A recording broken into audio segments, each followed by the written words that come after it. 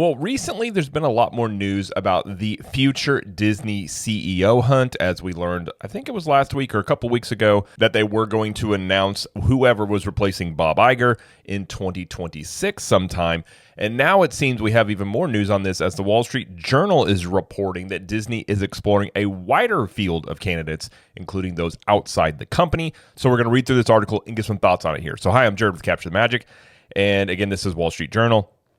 It says Disney is exploring fresh candidates in its search for a successor to Bob Iger, including some from outside its castle walls, as the board and its newly named chairman move to bring order to a closely watched succession process.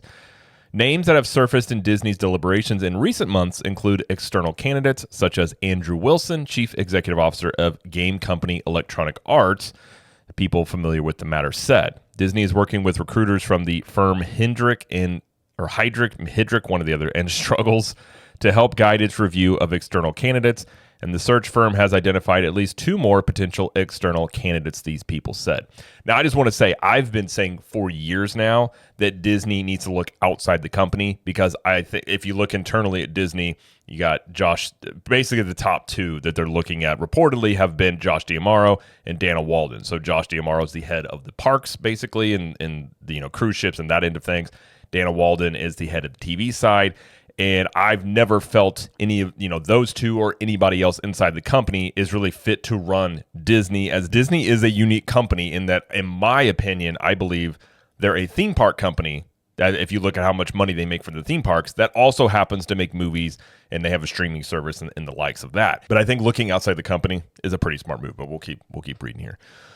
The developments are a sign that incoming board chairman and former Morgan Stanley CEO James Gorman, who starts his new role on Disney's board in January, wants to explore a range of candidates and that the stable of contenders may broaden.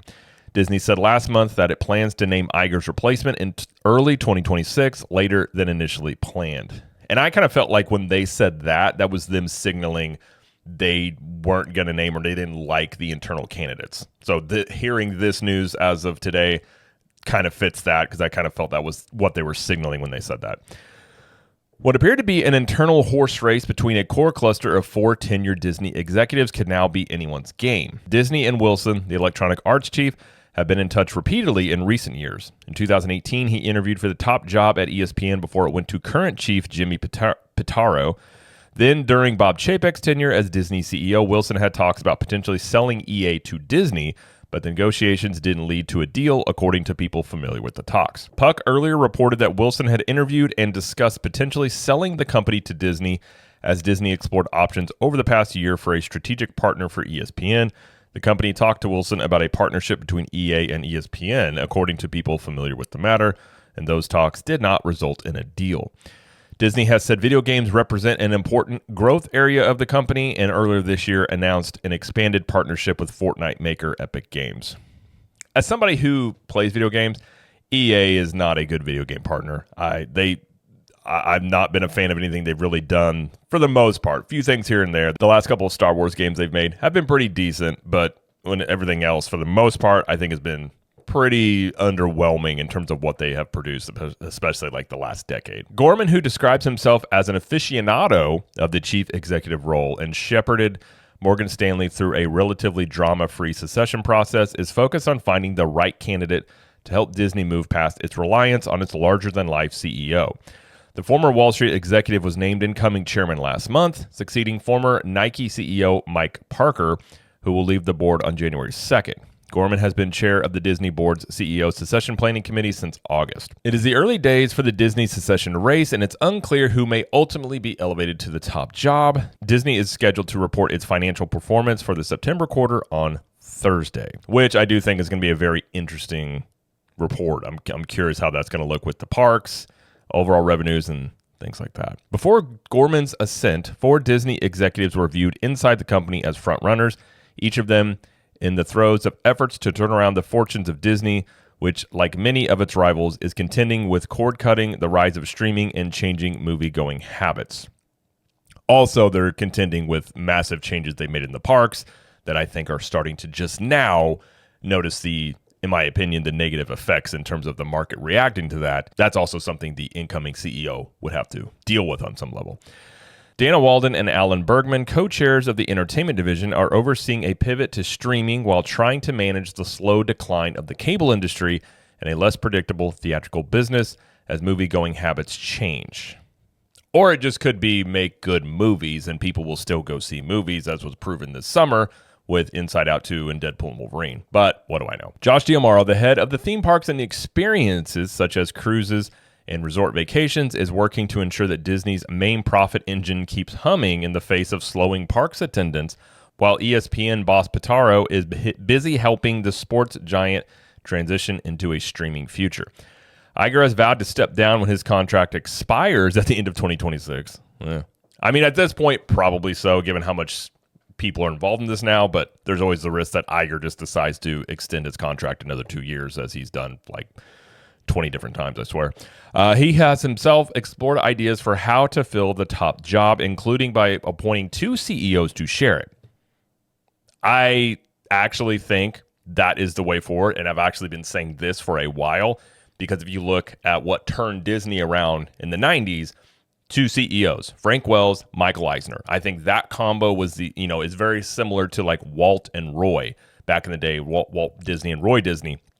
I think the way that Disney is set up, a co-CEO type of role makes a lot of sense. And so somebody like Eisner that was much more, I guess you'd say, visionary, aggressive than Frank Wells was like the money man, very similar to Walt Disney being the visionary and his brother being very much, the financial. It's kind of like a yin and yang. I think that situation would work best for Disney, given they're kind of the unique company that they are. Some company observers have pointed out that Walden and D'Amaro have complementary skill sets. She as a TV executive who worked closely with the studio talent, and he has an operational expert with finance chops, might work well as co-CEOs.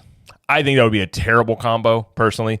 I don't think D'Amaro has done a good job in the parks, personally, and I don't think Walden has necessarily done a great job on the TV side of things either. I personally, again, I think outside the company, fresh new blood. I don't think you want anybody that's been an Iger, an Igerite, whatever you want to call them. I think somebody with a fresh vision that isn't in the Disney bubble is the, best way forward. Iger called Netflix co-CEO Ted Sarandos earlier this year, asking if the streaming giant's dual CEO setup worked. He wanted to know how the arrangement was going and if Sarandos thought it could work at Disney, according to people familiar with the conversation. That's probably that's a good sign to hear. Sarandos said the structure worked well at Netflix, largely because of the company's culture, which encourages candor and transparency. That's not going to work at Disney right now. He shared the top job for years with co-founder Reed Hastings, and now splits it with former head of project Greg Peters. Iger and the board's efforts to name a successor aren't just crucial for the future of Disney. The decision will also help define the star CEO's legacy. Gorman called Iger a rare combination of extraordinarily good creative instincts with great business judgment.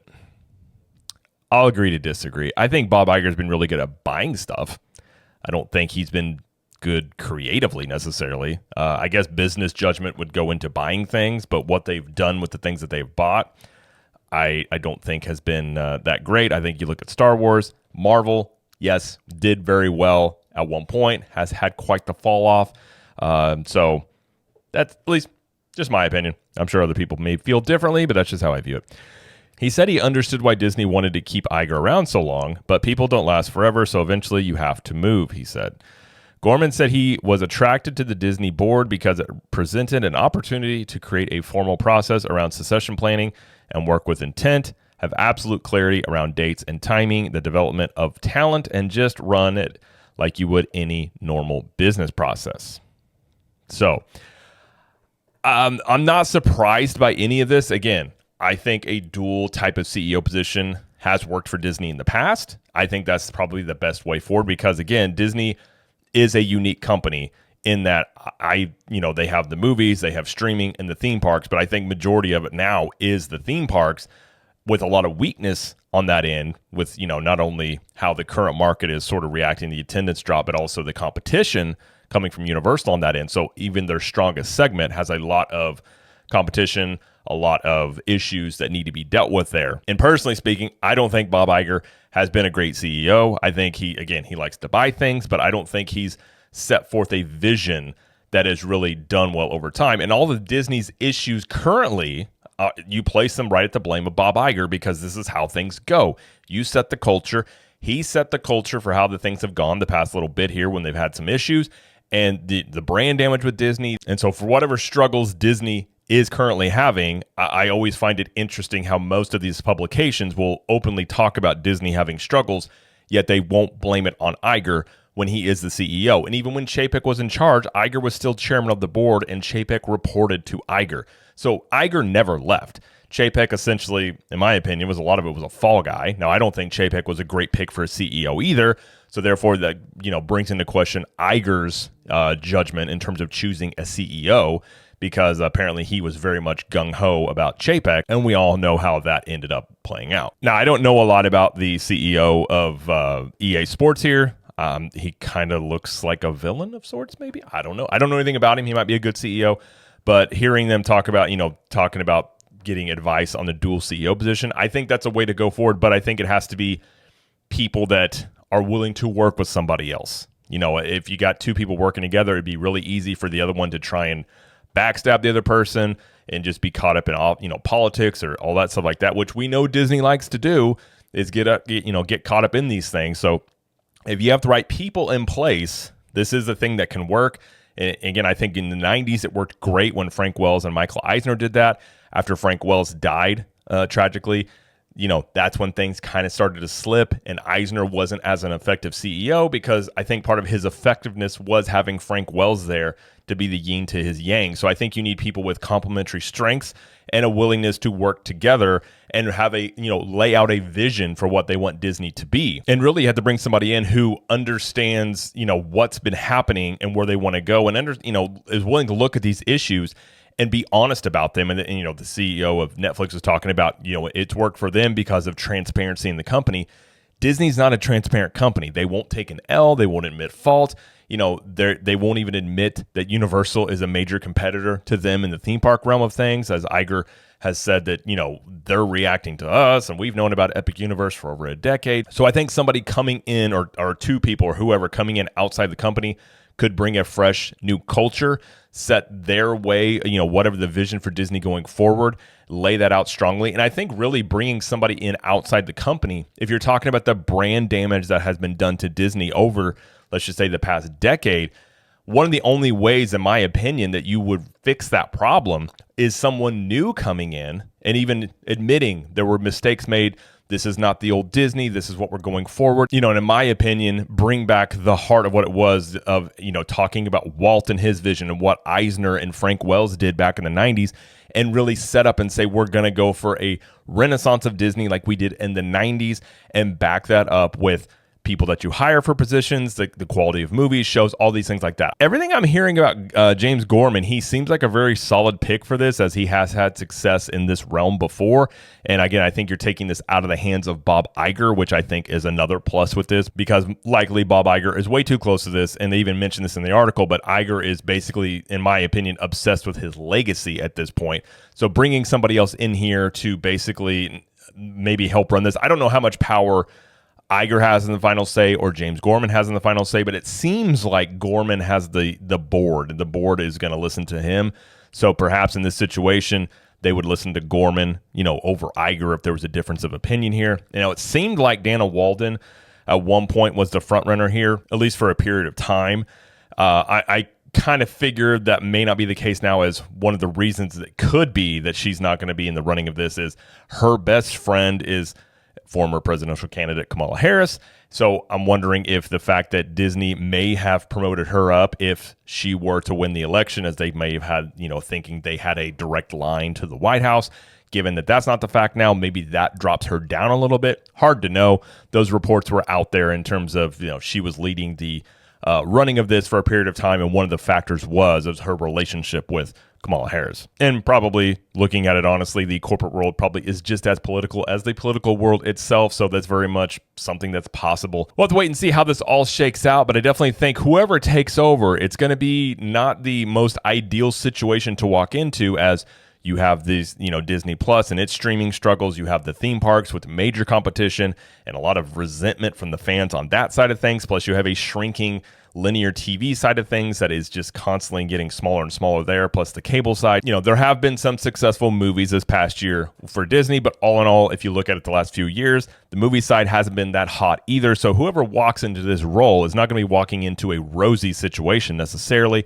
I think there's a lot of things that do require vision, require someone with strong leadership, willing to look at it and say, hey, this is where the company went wrong. Here's what we're going to do. Lay out a vision for what they want to be and really prove to customers and the fan bases out there that they are heading Disney in the right direction here. And I think it would go a long ways in the long run of potentially helping rehabilitate Disney's image and really how they operate as a company. But either way, that's going to be it though for this video. If you like this video, please like it and subscribe to the channel as we do lots of coverage here of theme parks and pop culture. And let us know in the comments, what do you think about Disney looking outside the company for the next CEO? And until next time, we will see you later.